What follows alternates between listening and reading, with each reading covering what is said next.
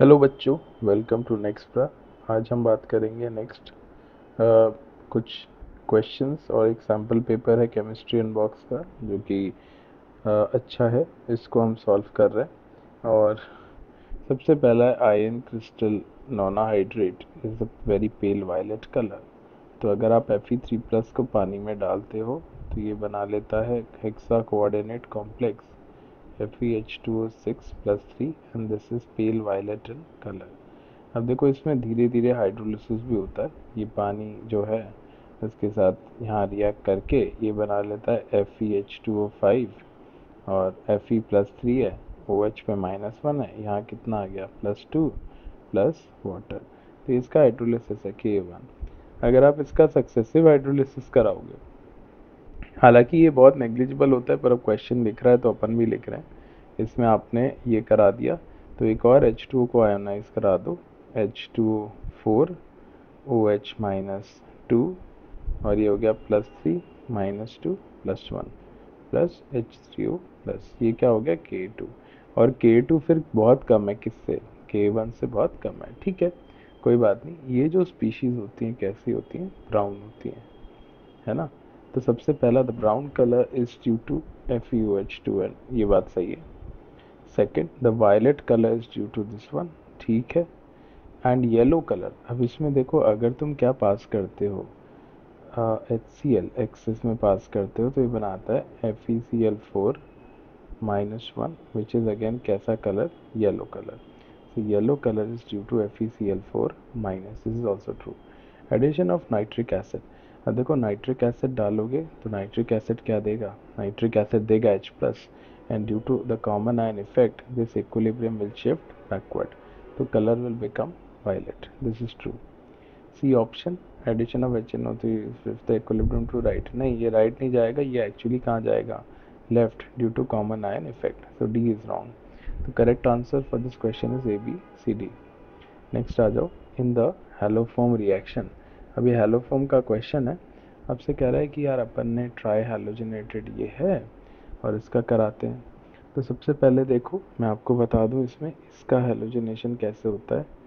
R और R, C double bond O, C double bond O, इस पर तुमने डाला X2 और OH-, तो यहाँ अल्फा हाइड्रोजन इनका क्या हो जाता है, हैलोजनेशन होता है।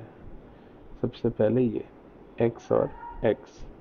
नेक्स्ट स्टेप में क्या होता है, OH- attacks this delta plus, ये बॉन्ड खुलता है और आपको मिलेगा C double bond O OH, यहाँ पे R और R, और यहाँ पे C double bond O CH2-।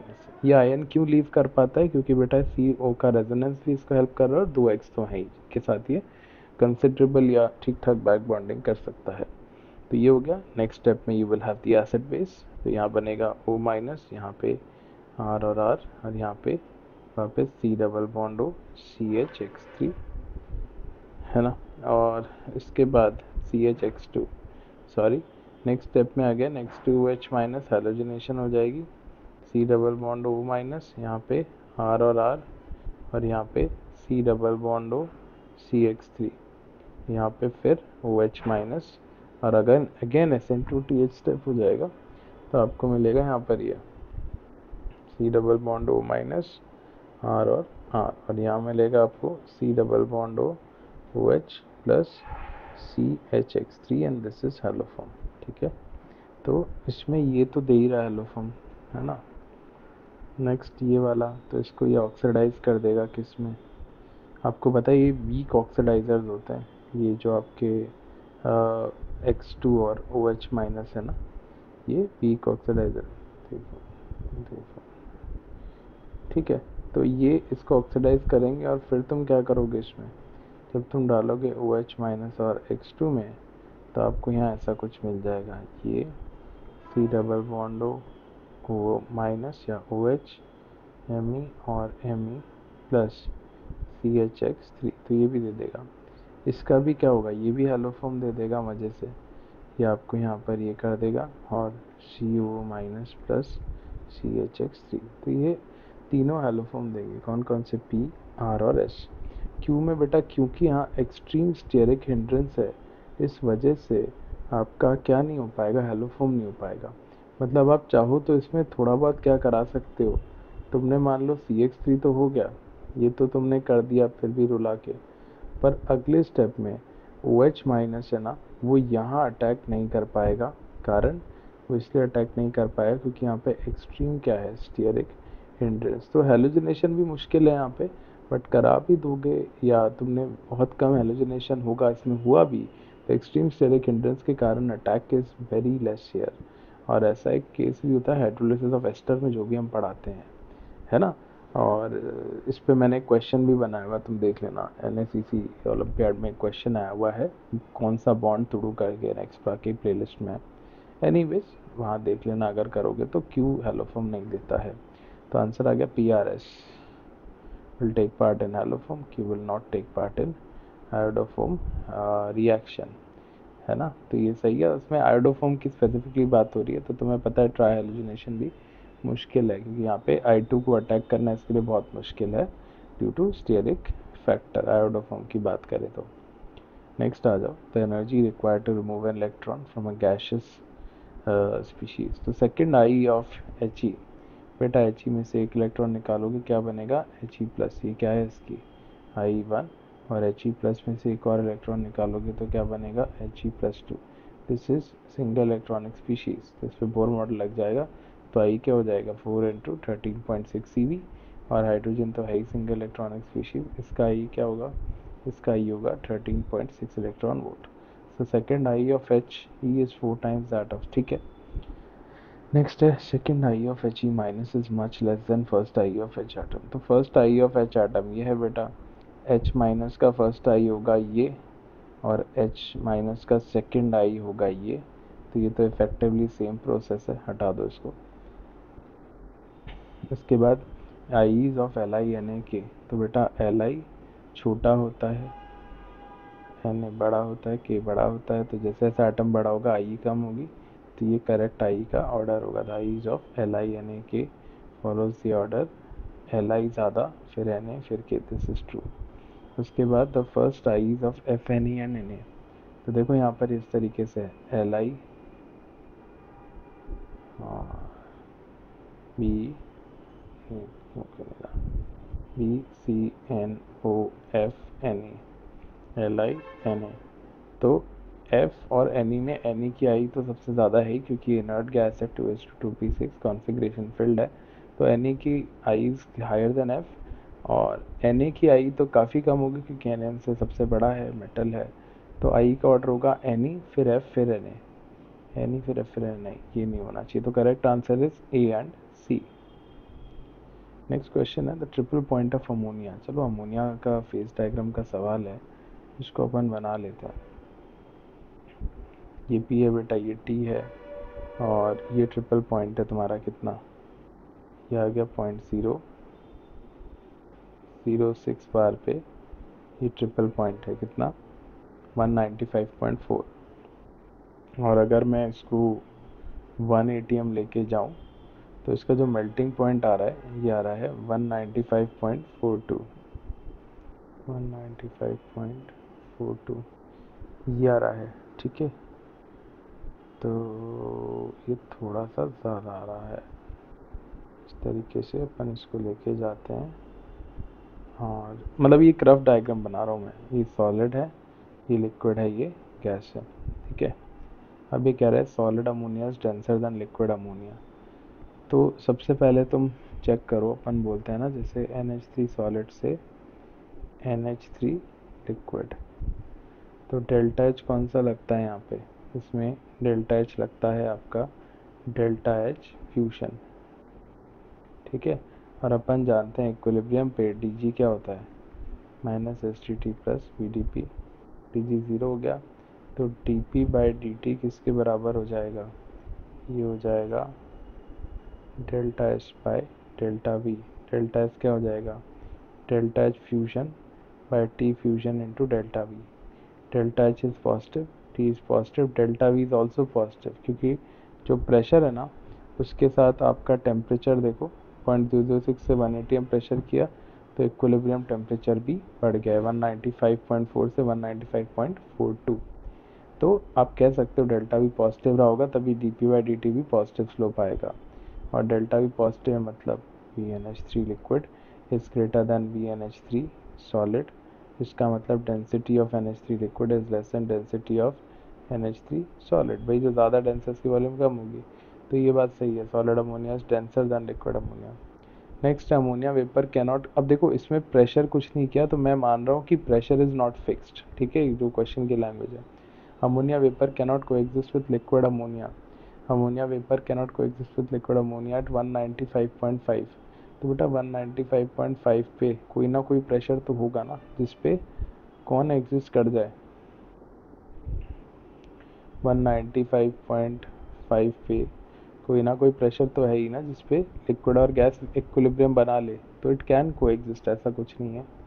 Next ammonia vapour cannot coexist with solid ammonia at 195.3। तो ये सही है, अगर तुम कहाँ पर आ जाओ, एग्जिस्ट कर सकता है, मतलब ये बोल रहा हूँ 195.3 पर आ जाओ, 195.4 से कम में, तो सॉलिड और गैस इक्विलिब्रियम हो सकता है ना, दिस इज ऑल्सो पॉसिबल। फिर solid ammonia and liquid ammonia cannot exist at equilibrium at 195.5। तो 195.5 की बात करें, 195.5 है ना, तो ये हो गया, सपोज ये लिया मैंने। अब बेटा 195.5 पे ठीक है, 1 बार प्रेशर पे तो नहीं होगा, पर कोई थोड़ा सा प्रेशर बढ़ाओगे तो किसी आर्बिट्ररी प्रेशर पे तो आपका ये जो सॉलिड और लिक्विड लाइन है इसमें इक्विलिब्रियम आ सकता है at a pressure other than 1 बार, है ना, at a pressure other than 1 बार। ये मैंने 180 में लिखा है, 1 बार है एक्चुअली ये वाला, तो किसी और प्रेशर पे इक्विलिब्रियम बन जाएगा, ऐसी बात तो नहीं है। तो it can exist but at a pressure other than 1 बार, ये अजम्पशन है मेरा, क्योंकि पी फिक्स नहीं किया है, तो इस वजह से आंसर मेरा ए ही आ रहा है इसमें। फिर वो कह रहा है 2 moles of an ideal gas is subjected to the following equation of state. तो आ जाओ, यहाँ से यहाँ करोगे रिवर्सिबल आइसोथर्मल एक्सपेंशन, तो इसको ले लो P2 500, आइसोकोरिक कूलिंग में P2 सेम ही है, और यहाँ जानते हो P1 बाई, इसमें आइसोकोरिक है ना, P1/T1 sorry P2/T2 is equal to P3/T3, और T2 कितना है 500, तो P2 आ जाएगा 2 बार, यहाँ लगा दोगे B और C पे, तो प्रेशर है 22 बार।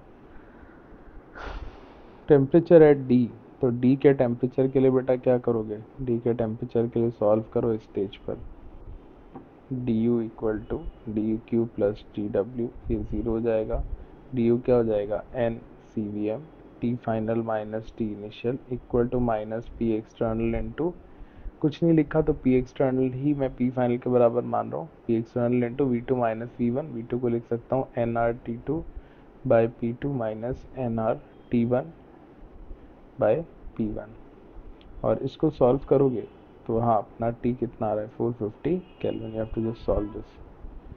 तो फिर डेल्टा एच सी डी आ जाएगा N 5/2 RCPM T2 minus T1, 450 minus 250, 200 मतलब 5 R इंटू 200 या 1000 R, ये बात सही है, हाँ ये बात तो सही है। और डेल्टा यू बी सी में बेटा कूलिंग हुई है, तो डेल्टा यू शुड भी नेगेटिव, तो ये तो इसने साइन ही गलत दे रखा है, तो correct answer would be ABC। अगला क्वेश्चन है the alkene ligand is pido sigma diacceptor, ठीक है यार, इसमें है ना एक्चुअली ये भी वापस एक NSEC का ही क्वेश्चन है, और इसमें मैं आपको बता देता हूँ कि C2 एंड R4, ये इससे क्या कर रहा है, ये इसको सिनर्जिक बॉन्डिंग, ये पाई से इलेक्ट्रॉन दे रहा है और पाई स्टार में वापस एक्सेप्ट कर रहा है, तो जितना ज़्यादा ये इलेक्ट्रॉन डेफिशिएंट होगा ना, जितना ज़्यादा इलेक्ट्रॉन डेफिशिएंट होगा पाई स्टार में एक्सेप्टेंस उतनी ज़्यादा होगी, पाई स्टार में एक्सेप्टेंस उतनी ज़्यादा होगी। तो सबसे ज़्यादा इलेक्ट्रॉन डेफिशिएंसी एल्कीन में कहाँ आएगी, जब ग्रुप इलेक्ट्रॉन विड्रॉइंग होगा, जैसे साइनाइड सबसे ज़्यादा -M लगाएगा, फिर फ्लोरीन -I फिर H, तो इलेक्ट्रॉन डेफिशिएंसी का ऑर्डर ये है, और पाई स्टार में डोनेशन का ऑर्डर भी यही होना चाहिए। और इसीलिए जितना ज़्यादा पाई स्टार में डोनेशन बॉन्ड लेंथ उतनी बढ़ेगी, तो बॉन्ड लेंथ का ऑर्डर भी CN F और H वाले कंपाउंड में ये होना चाहिए। किसकी बॉन्ड लेंथ का order? C double bond C का। पाई स्टार डोनेशन भी एल्कीन की बात कर रहा हूँ, और यहाँ पे CN F और H ये होना चाहिए इसका correct answer as per NaCC also, logically भी यही आ रहा है। नेक्स्ट आ जाओ, aldehydes react with carbonyl compounds in the presence of base. अच्छा क्वेश्चन है ये, बेसिकली ये बताया हुआ इसमें काइनेटिक और थर्मोडायनेमिक इनॉल पर। तो देखो आपके पास क्या दे रखा है, ये स्टेरिकली हिंडर्ड है। खैर, अगर आप LDA लेते हो ना और लो टेम्परेचर बनते हो तो काइनेटिक इनॉल बनता है। काइनेटिक इनॉल ये है कि जो ज़्यादा स्टेबल एनायन है, पर इनॉल जो एल्कीन कैरेक्टर है या जो HC उसमें कम रहता है, जैसे ये काइनेटिक इनॉल है। इसको अपन इस तरीके से बनाते हैं।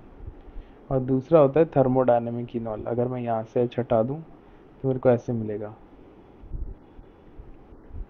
यहाँ पर ये, और ये रेजोनेंस करके ये बनाएगा। तो आपको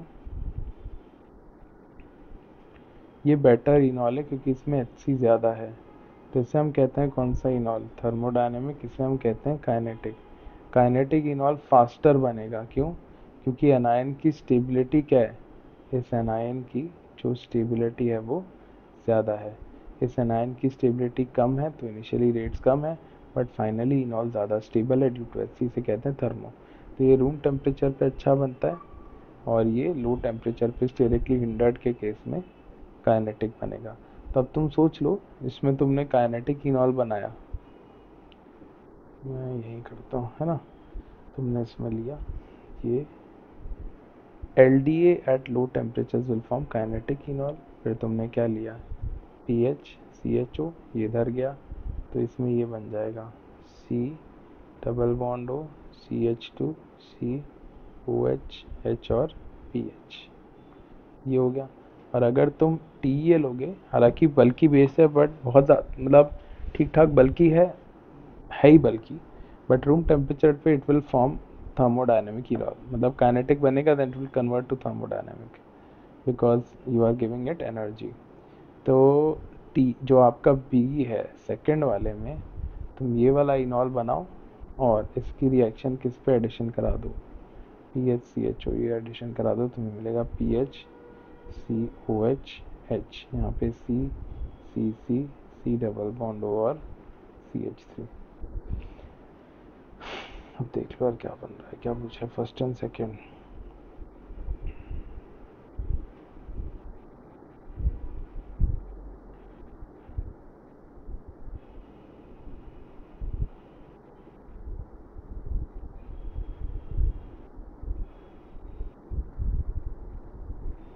फर्स्ट तो ये हो गया यार, सेकंड ये हो गया, तो मेरे ख्याल से जो ए ऑप्शन है ना वही मैच कर रहा है इसमें, based on the kinetic and thermodynamic enol, है ना।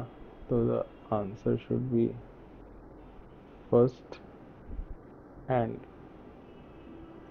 सेकंड ऑप्शन, नहीं सॉरी, एक ही है यार इसमें, answer should be the first option. तो I hope you got it, this is based on the concept of kinetic and thermodynamic enol. Next आ जाओ, डाइटर ब्यूटाइल परऑक्साइड DBTP।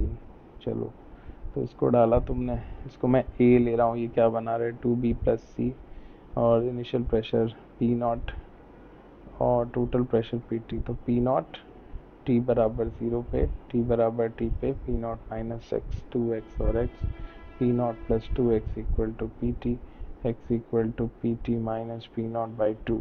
और आप जानते हो फर्स्ट ऑर्डर है तो ln A0/AT equal to KT। यहाँ ln ऑफ A0 किसके प्रोपोर्शनल है? P0। AT किसके प्रोपोर्शनल है? P0 - X, या P0 - PT minus P0/2 equal to KT। ये आपको मिलेगा ln of P0 upon 2P0 minus PT plus P0, 3P0 minus PT 2P0 equal to KT। तो आपका बनेगा यार द, अच्छा तो यार इसने तो ज़्यादा कुछ पूछा ही नहीं, एक्चुअली पार्शियल प्रेशर पूछा है, तो पी नॉट माइनस एक्स, तो पी नॉट माइनस एक्स बनेगा 3 p0 minus P T by 3 p0 minus P T, तो पार्शियल प्रेशर बनेगा पी नॉट माइनस एक्स या P not minus P T 2 p0 minus P T plus P not by 2 या 3 p0 minus P T by 2, 3 p0 minus P T by 2, तो C D option is the correct answer to this question. अगला question है trinitro compound, चलो बनाता हूँ इसका ना, इसमें ये लो, तो ट्राई नाइट्रो कंपाउंड है, या आपको बेंजीन है, और 1 पे NO2, 3 पे NO2, और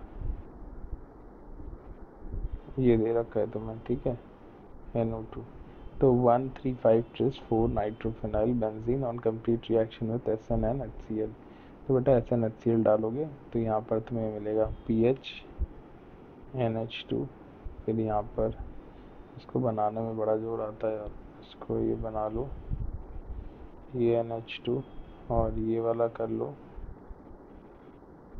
ये वाला NH2, ठीक है।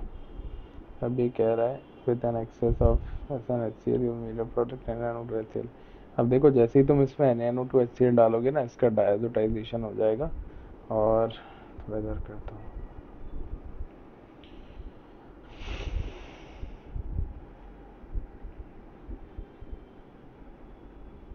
तो ये बना लेगा PH N2 plus PH N2 plus और PH N2 प्लस, ठीक है। अभी आपसे कह रहा है P on treatment with excess of water gives the product Q, तो बेटा excess of water डालोगे तो यहाँ पर N2 प्लस जो होगा वो हट जाएगा, और यहाँ क्या आ जाएगा OH, इधर ये आएगा, इधर ये आएगा, इधर ये आएगा, ठीक है। और P on treatment bromination of aqueous medium furnishes the product R, तो बेटा इसका ब्रोमिनेशन कराओगे ना तो पैरा तो ब्लॉक्ड है, पर OH बड़ा स्ट्रॉन्ग एक्टिवेटर होता है, तो ऑर्थो पे क्या लग जाएगा BR, ये हो जाएगा। अब नेक्स्ट स्टेप में वो कह रहा है द मोलर मास R, और next step P on treatment with access of phenol, P कौन सा था यार, ये P है यार तुम्हारा डायजोटाइजेशन, और इसकी रिएक्शन ये किससे करा रहा है, एक्सेस ऑफ फिनॉल से, तो एक्सेस ऑफ फिनॉल लोगे ना तो बेटा डायजो कपलिंग करा देगा। तो फिर आपका जो स्ट्रक्चर बनेगा कैसा बनेगा, ये PH पैरा पोजीशन पे होगी coupling, N double bond N, यहाँ पर PHOH, यहाँ पर फिर से ये वापस ऐसा ही यहाँ रिपीट कर देना, मतलब तुम समझ गए, N double bond N PH और OH, यहाँ पे फिर से N double bond N PH और OH, ठीक है। तो बस ये बन जाएगा तुम्हारा फाइनल। अब तो मैं ना इसके कॉम्प्रिहेंशन सॉल्व कर सकते हो, number of carbon, number of hetero atoms in S, है ना, ये देखो ये मैंने तुम्हारे लिए सारे बना दिए हैं, तो मुझे उम्मीद है कर लोगे इसको। नेक्स्ट हम आते हैं cast iron is prepared from hematite, सीधे मेटलर्जी का क्वेश्चन है यार ये, और Fe pig iron, carbon in cast iron, actually carbon जो होता है इतने हाई टेम्परेचर पे बना लेता है सीमेंटाइट, Fe3C बहुत हाई टेम्परेचर पे, तो बेस्ट ऑप्शन हो जाएगा इसमें बी, सीमेंटाइट पूछा आपसे इनडायरेक्टली। नेक्स्ट बोल रहा है identify PQRS in the above metallurgical furnace, तो देखो आपको पता है ऊपर जो है ना, ऊपर किसकी लेयर होती है, ऊपर स्लैग की लेयर होती है, विच जिसका लेस डेंसिटी होती है मेटल से, और स्लैग की लेयर इसके रीऑक्सीडेशन से बचाती है, तो ऊपर स्लैग हो गया, और स्लैग आपका क्या हो जाएगा, स्लैग आपका सिलिकेट्स हो जाएंगे, जैसे SiO3 वगैरह हो गया। नीचे आपको क्या मिलता है, pig ion, molten pig ion मिलता है। तो PR और क्यू तुम्हारी क्या डालते हो तुम, क्यू डालते हो ओर प्लस लाइमस्टोन प्लस कोक, यहाँ से डालते हो। ई एग्जॉस्ट गैसेस हैं जैसे CO2। तो पी,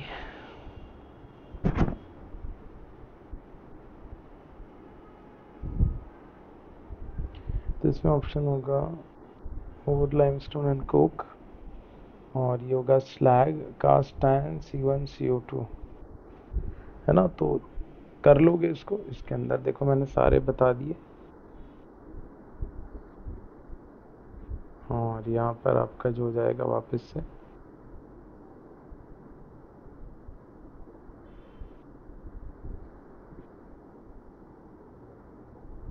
इसमें आपका ऑप्शन जो बनेगा PQRSP है, और लाइमस्टोन एंड कोक, ठीक है। क्यू, क्यू कहाँ है यार, क्यू, क्यू ये रहा। क्यू आपका स्लैग होना चाहिए, आर होना चाहिए पिग आयन, और लास्ट होना चाहिए CO2। अब ये कास्ट आयन नहीं मिलता इसमें, FeS silicate and Coke, silicate नहीं मिक्स करते, भी मिक्स नहीं करते। पिग आयन, स्लैग, SO2 भी नहीं होती। तो यार बेस्ट ऑप्शन डी है फिर इसमें, solid waste basically this is slag, ठीक है, और कोई ऑप्शन मैच नहीं कर रहा। नेक्स्ट है हाउ मेनी स्टीरियो आइसोमर्स। तो बेटा इसमें एक स्टीरियो सेंटर देखो, एक आ गया, एक स्टीरियो सेंटर, दो स्टीरियो सेंटर, तीन स्टीरियो सेंटर। ये स्टीरियो सेंटर नहीं है, sp2 है, और कुछ बनेगा नहीं। तो यहाँ पे तीन स्टीरियो सेंटर है, 2 की पावर 3, 8 स्टीरियो आइसोमर आपको मिल जाएंगे unsymmetric case. Find the total number of reactants that give positive test with Tollens reagent. तो थोड़ा सा इसको देख लेते हैं। देखो इसमें टॉलरेंस टेस्ट एल्डिहाइड देता है या फिर ऐसे कंपाउंड जो एल्डिहाइड में हाइड्रोलाइज हो जाए। तो फर्स्ट वाला it will give you a tolerance test, second वाला will give you a tolerance test, ketone will not give, this will not give. ये वाला बेसिक मीडियम में हाइड्रोलाइज नहीं होगा, दिस विल नॉट गिव। ये वाला हाइड्रोलाइज हो जाएगा जब तुम O पे माइनस लेके आओगे, बेसिक मीडियम डालोगे तो O पे माइनस होगा, इस बॉन्ड के इलेक्ट्रॉन इधर, इस बॉन्ड के इलेक्ट्रॉन इधर, और इसका हाइड्रोलिसिस से तुम्हें ऐसा कुछ मिलेगा। देखो CH3 O माइनस, यहाँ पर ये C डबल बॉन्ड O और H, ठीक है, ये हो जाएगा। ये वाला भी हो जाएगा O माइनस, हाइड्रोलिसिस कराओ इसका, तुम्हें क्या मिलेगा, यहाँ पे मिलेगा डबल बॉन्ड O माइनस, है ना, और यहाँ H, और फिर इसका टॉलरेंस टेस्ट हो जाएगा। ये टॉलरेंस टेस्ट दे देगा, ये भी दे देगा, ये नहीं देता यार, ये भी दे देगा हाइड्रोलिसिस से, क्यों, वापस से हाइड्रोलाइज करके ये एल्डिहाइड बना लेगा। और ये वाला उसको देखते हैं एक बार करा के, अगर तुमने इसको ऐसे लिया O माइनस बेसिक मीडियम, यहाँ पर ये, अब इस बॉन्ड के इलेक्ट्रॉन इधर, और ये निकल जाएगा। तो ये यार एल्डिहाइड नहीं बना रहा तुम्हारा, ये तो क्या बना रहा है, कीटोन, तो इसमें नहीं होगा, ठीक है। तो आंसर होगा 1 2 3 4, 4 compounds should give positive tolerance test. उसके बाद हम आ जाते हैं नेक्स्ट क्वेश्चन पे, find the number of carbohydrates that give mutarotation. तो बेसिकली इसके अंदर ये म्यूटा रोटेशन का क्वेश्चन है। और अगर अपन इसकी बात करें,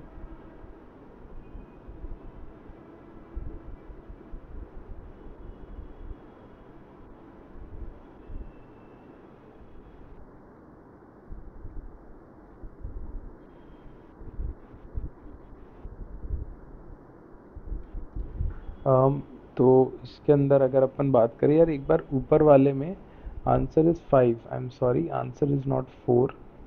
ऊपर वाले में जो आंसर आ रहा है that is actually 5, this is first, है ना, this is second, this is not giving. उसके बाद टॉलरेंस रिएजेंट में इसको डालोगे, इसके अंदर कुछ नहीं होगा, this is not giving, this is giving. तो 1 2 3, देखो ये भी लिखा था मैंने 4, ये वाला नहीं, ये वाला 5, और लास्ट वाला जो तुम्हारा है ये वाला भी टॉलरेंस टेस्ट नहीं दे पाया, क्योंकि ये तो क्या बना रहा है, ये तो कीटोन बना रहा है, तो ये भी नहीं दे पा रहा है ना। तो 5 आंसर होना चाहिए इसका। नेक्स्ट है, find the total number of carbohydrates that give mutarotation. तो बेटा म्यूटा रोटेशन के लिए तुम्हारे पास है ना वो हेमी एसिटल लिंकेज होना चाहिए इसमें, कार्बोहाइड्रेट में, जहाँ पर इस टाइप का लिंकेज, ये ले लो यहाँ पे एनोमेरिक कार्बन पे ही होना चाहिए, ताकि जब O पे माइनस आए तो यहाँ पर ये वापस किस में कन्वर्ट हो पाए, ओपन चेन फॉर्म में, न्यूट्रल या बेसिक मीडियम में, है ना म्यूटा रोटेशन। एसिडिक में तो सबका हाइड्रोलिसिस हो ही जाएगा, हम तो बेसिक की बात कर रहे हैं। तो इसमें एनोमेरिक लिंकेज नहीं है, इसमें है म्यूटा रोटेट करेगा, इसमें है म्यूटा रोटेट करेगा, इसमें है म्यूटा रोटेट करेगा, इसमें नहीं है म्यूटा रोटेट नहीं करेगा। उसके बाद ये तुम्हारा O दे दिया है, और ये O है, बगल वाले C पर OH होना चाहिए, बगल वाले C पर नहीं, ये भी नहीं करेगा। ये O है, बगल वाले C पर OMe है, CH2OH है, H नहीं करेगा। O है, बगल वाले C पर, ये क्या करा है इसमें, किस तरीके से बनाया, C और O, तो ये C हो गया, और जिस ऑक्सीजन के बगल वाले कार्बन पे OH होना चाहिए, ठीक है ना, ऑक्सीजन के जो बगल वाला कार्बन है उस पे आपका OH ग्रुप होना चाहिए। तो ये भी अगर तुम बनाओगे ना यार, ये भी, ये मेरे ख्याल से है ना, ये इस तरह से बनाना चाह रहा है, 1 2 3 4 एंड 5, ये 5 मेंबर रिंग बनाना चाह रहा है, जो मुझे रिप्रेजेंटेशन लग रहा है। तो इसके अंदर ये वाला दे सकता है, if I am considering this, कि ये इस तरीके से, मतलब यहाँ कार्बन नहीं है, ये ऑक्सीजन है, और इसके ऐसा ऑक्सीजन है, बगल वाले कार्बन पे क्या प्रेजेंट है, OH और CH2, then this will show muta rotation. If I'm not considering this carbon, this is again showing, और ये वाला अगर फिर इसे कार्बन नहीं मानूँ तो ये नहीं होगा, और इससे अगर देखूँ तो नहीं, इसमें भी नहीं होगा, इसमें भी नहीं है। तो इसका जो आंसर बन रहा है अपने पास, how many compounds can show mutarotation, तो answer would be 4 if I am not considering this as carbon, I am directly considering कि this is linked to oxygen. So we'll recheck it. This is not giving, this is giving muta rotation, this is giving muta rotation, this is giving muta rotation, this is not giving। और अगर मैं इससे भी फिर carbon ना मानूँ, इससे मानूँ, तो ये भी है, और ये यहाँ पे C पे नहीं, ये भी नहीं देगा, ये नहीं देगा, ये दे देगा, तो मैं बता दिया इसे कार्बन नहीं माना है मैंने, और नहीं देगा, तो answer is 4। Next, which of the following complexes do not exhibit optical activity but are having diamagnetic characters। तो चलो इनके ऑप्टिकल एक्टिविटी की बात करते हैं। सिस, CO दोगे, EN दोगे, वाटर दोगे, तो दिस इज एक्टिव, तो ये तो हटा दो। सिस प्लैटिनम इनएक्टिव है। ट्रांस COEN ऑप्टिकली इनएक्टिव है। अपन को तो पहले तो एक्टिव देख लेता हूँ, ये एक्टिव है, ये इनएक्टिव है ना, अब आगे देखूंगा, आई एम सॉरी, ये इनएक्टिव है, ये वाला फिर से CO EN, यहाँ पे EN, यहाँ पे H2 और यहाँ पे H2, this is also inactive,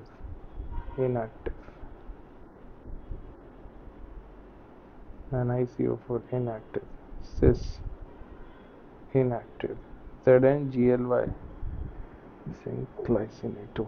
तो ये टेट्राहेड्रल हुआ यार बेसिकली, तो इसके अंदर A, B और E और B इस टाइप से बनेगा आपका, मतलब ये स्क्वायर प्लेनर नहीं है भाई, मैं टेट्राहेड्रल बनाने की कोशिश कर रहा हूँ। इसमें भी तुम्हें ये एक्टिव होगा यार, ZnGly ये एक्टिव होना चाहिए, ठीक है।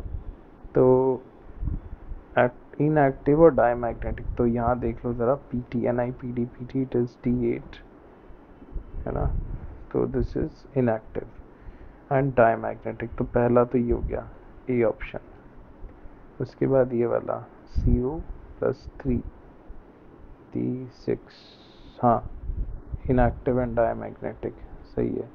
तो ये हो गया बी ऑप्शन, बी सही हो गया। NiCO4, Ni क्या होता है 3D8 4s2, को बैक डोनेट करो तो 3D10 और उसके बाद 4s और 4p, दिस इज sp3, ठीक है। तो ये भी इनएक्टिव है और ये डायमैग्नेटिक है। हाँ चौथा ये वाला Ni+2 में बताइए है ना, Ni+2 again is what, Ni+2 is 3D8, 3D8 मतलब D2G और EG, दो नहीं यार, ये तो ये पैर आएगा। और ZnGly ये एक्टिव हटा दूँ, तो इसमें how many do not exhibit optical activity but show magnetic character, तो इसका डायमैग्नेटिक बिहेवियर, तो इसका आंसर होना चाहिए थर्ड ऑप्शन 3 है ना। ये एक ही आ गया, एक ही आ गया और एक ये आ गया। चलो आगे चलते हैं। Last question of the paper, log P vapour pressure, molar heat of vaporisation, ठीक है। तो अपन जानते हैं dln/k/dt is equal to delta H/RT है ना, स्क्वायर वेंट ऑफ इक्वेशन, या d log k/dt is equal to delta H/3RT square. Now let this is a function of temperature, इसको कर लेते हैं डिफरेंशिएट।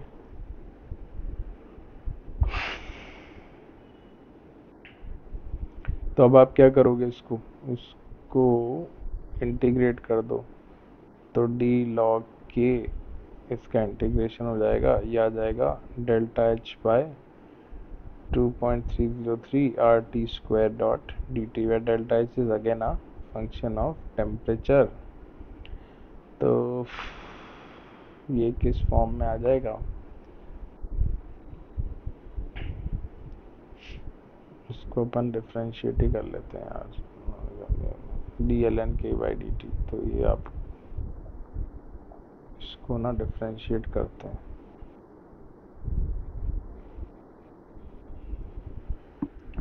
ये हो जाएगा ln p pi 1.2.303 equal to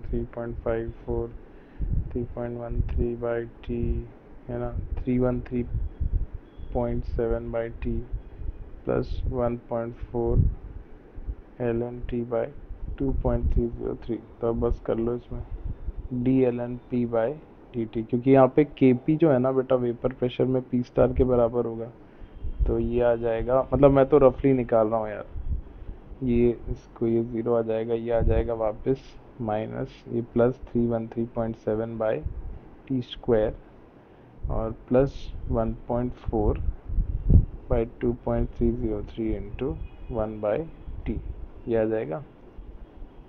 और ये इसको मल्टीप्लाई कर दो तो 313.7 upon T square plus 1.4 into 1 upon 2.303 t multiplied by 2.303 should be equal to delta H by 2.3 नहीं delta H by RT square। तो डेल्टा H आएगा ना, कुछ फंक्शन आ जाएगा यार इसका, डेल्टा H आएगा 313.7 upon T square into 2.303 into RT square, तो ये कट जाएगा plus 1.4 upon t into RT square 0.4 RT, ये बैठेगा यार तुम्हारा, इसको करोगे तो 313.7 into 2.303 upon T square into RT square, तो ये इंटू R ये बनेगा है ना, और यहाँ 1.4 अपॉन इंटू RT, ये है डेल्टा H। तो मुझे उम्मीद है तुम निकाल लोगे। क्या पूछा क्या इसने? 80 केल्विन तो ये आएगा 303.7 इंटू 2.303 इंटू किस में पूछा है?